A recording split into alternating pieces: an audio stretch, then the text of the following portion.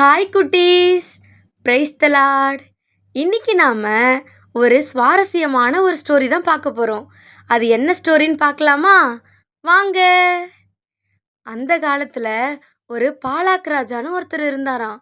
அந்த ராஜா இஸ்ரவேல் ஜனங்கள் அதிக பேர் இருக்கிறத பார்த்து, இந்த ஜனங்கள் என்னிலும் பலவான்களாக இருக்கிறாங்களே, இவங்களை சபிக்கணும் அப்படின்றதுக்காக ஒரு தீர்க்கதரிசி வேணும்னு பிலேயாம் தீர்க்கதரிசியை அழைச்சிட்டு வர்றதுக்கு தன்னுடைய பிரபுக்கள் எல்லாரையுமே அனுப்புகிறாரு.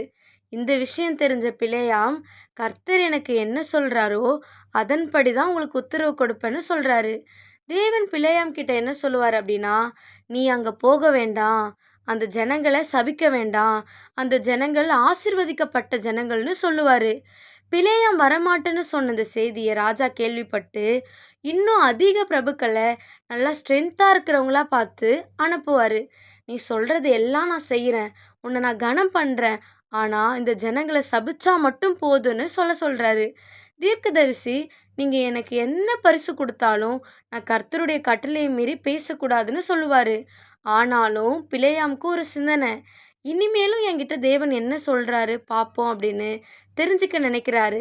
ஆனால் தேவன் என்ன சொல்லுவார்னா, நீ அவங்க கூட போ, ஆனாலும் நான் உனக்கு சொல்கிறத தான் நீ செய்யணும்னு சொல்லிடுவார்.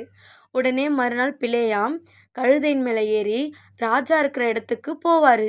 அந்த போகிற வழியில் கர்த்தருடைய தூதன் பட்டயத்தை வச்சு நிற்கிறத அந்த கழுதை மட்டும் பார்க்கும்.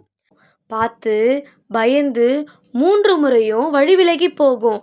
ஆனாலும் தீர்க்கதரிசிக்கு தெரியாது அங்கே தூதன் இருக்கிறது. கழுதையின் மேலே கோபப்பட்டு அடிப்பார். உடனே கர்த்தர் கழுதையோட வாயை திறந்து பேச வைப்பார்.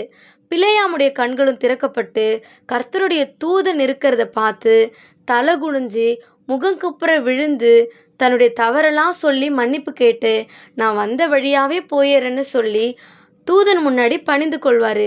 தூதன் என்ன சொல்லுவாருன்னா, நீ அங்கே போ, ஆனாலும் நான் உனக்கு சொல்கிறபடி தான் நீ செய்யணும்னு சொல்லிடுவார். ராஜா இஸ்ரவேல் ஜனங்களை சபிக்க சொன்ன 3 இடத்துலையுமே தேவனுடைய வார்த்தையினால் பிலேயாம் ஆசீர்வாதத்தை மட்டும்தான் சொன்னார். 3 இடத்துலையுமே ஆசீர்வாதத்தை மட்டும்தான் சொன்னார். இந்த ஸ்டோரியிலேருந்து நம்ம கற்றுக்கொள்ள வேண்டிய முக்கியமான 3 விஷயம் என்னென்னா, பிலேயாம் தீர்க்கதரிசி வழிமாறி போகும்போது தேவன் எச்சரித்தது போல நம்முடைய வாழ்க்கையிலையும் நம்ம பாதை மாறி போகும்போது தேவன் நம்மோடும் பேசுவார். அப்போ நம்ம அவருக்கு செவி கொடுத்து கீழ்ப்படிந்து அவருடைய வழியில் நடக்கணும். தேவனுடைய ஆசீர்வாதத்தை யாராலையும் சபிக்க முடியாது. பாலாக் ராஜா இங்கே இஸ்ரவேல் ஜனங்களை சபிக்கணும்னு நிறைய விஷயம் பண்ணார். ஆனால் தேவன் அதை தடுத்து நிறுத்தி இஸ்ரவேலை ஆசீர்வதிப்பதே கர்த்தருக்கு பிரியன்ற வார்த்தையின்படியே ஆசீர்வதித்தார். அதுபோல் இந்த வார்த்தையை கேட்குற உங்களையும் ஆசீர்வதிப்பார். ஆனால் நீங்கள் அதுக்கு பாத்திரவான்களாக இருக்கணும்.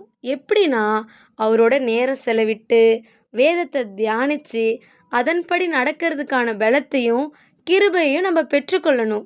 இந்த ஸ்டோரி உங்களுக்கு பிடிச்சிருந்ததுன்னா இந்த ஸ்டோரிக்கான பாடலையும் நான் டிஸ்கிரிப்ஷனில் கொடுத்துருக்கேன், மறக்காமல் கேளுங்க. God bless you.